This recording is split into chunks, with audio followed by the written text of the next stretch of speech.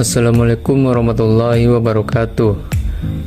Pada kesempatan kali ini, dalam rangka tugas instalasi listrik 2, saya akan membahas tentang macam-macam lampu listrik. Nah, untuk penjelasan lebih lanjutnya, silakan simak video berikut ini.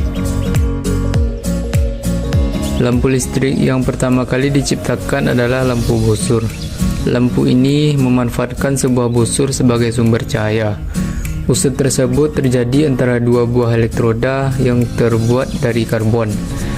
Prinsip kerjanya yaitu, bila dialiri sumber arus searah, maka pada ujung elektroda karbon sisi positif akan membara lebih kuat, sehingga pada ujungnya akan berkurang. Sedangkan ujung elektroda sisi negatif juga membara dan menjadi tajam. Sedangkan bila dialiri arus bolak-balik akan menjadi bentuk yang lain. Lampu ini tidak dikembangkan lagi karena penggunaannya yang terbatas. Berdasarkan prinsip kerjanya, lampu listrik dibedakan menjadi dua. Yang pertama adalah lampu pijar, dan yang kedua adalah lampu tabung. Pertama-tama kita bahas dulu mengenai lampu pijar. Sebelum mengetahui apa itu lampu pijar, kita ketahui dulu sejarah perkembangan lampu pijar. Pengembangan lampu pijar sudah dimulai pada awal abad ke-19 dengan ditemukannya tumpukan Volta oleh Alessandro Volta.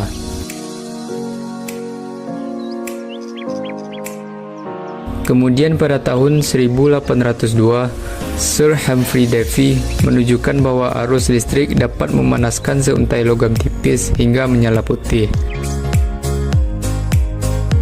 Lalu pada tahun 1820, Warren de la Rue merancang sebuah lampu dengan cara menempatkan sebuah kumparan logam mulia platina di dalam sebuah tabung, lalu mengalirkan arus listrik melaluinya. Namun karena harga logam platina yang terlalu tinggi, maka membuat pendayagunaan penemuan ini terhalangi. Setelah itu, pada tahun 1870-an, seorang penemu bernama Thomas Alva Edison dari Menlo Park, negara bagian New Jersey, Amerika Serikat, mulai ikut serta merancang lampu pijar dengan menggunakan elemen platina.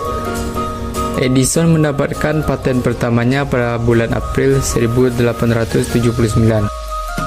Pada tahun yang sama, Sir Joseph Wilson Swan juga menciptakan lampu pijar yang dapat bertahan selama 13,5 jam.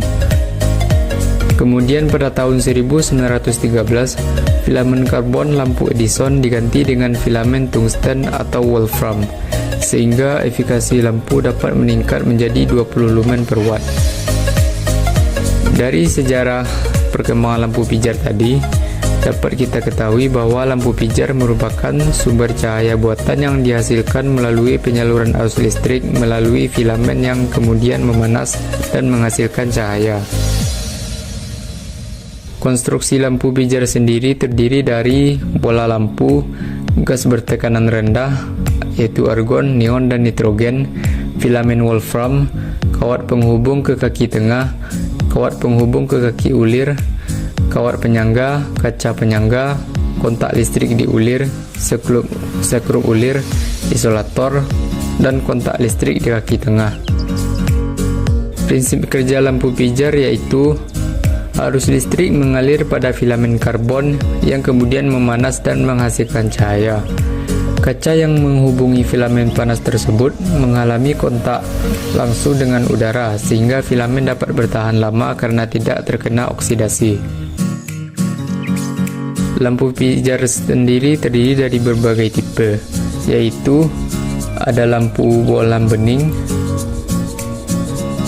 lampu bohlam buram, lampu berbentuk lilin, lampu argenta, lampu superlux, lampu luster, dan lampu halogen. Selanjutnya kita masuk ke pembahasan lampu tabung. Lampu tabung sendiri terdiri dari beberapa jenis, yaitu sebagai berikut. Yang pertama adalah lampu neon.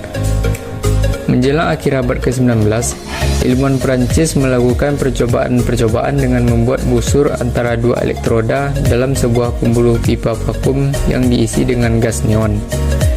Bila kedua elektroda dipasang tegangan yang tinggi, maka terjadi suatu cahaya merah yang dalam. Perkembangan lampu ini terjadi sekitar tahun 1950-an. Berbeda dengan lampu pijar, lampu tabung ini tidak menghasilkan cahaya dari filamen pijar, tetapi melalui proses eksilasi gas atau uap logam yang terkandung di dalam tabung gelas. Yang kedua adalah lampu fluoresen atau TL.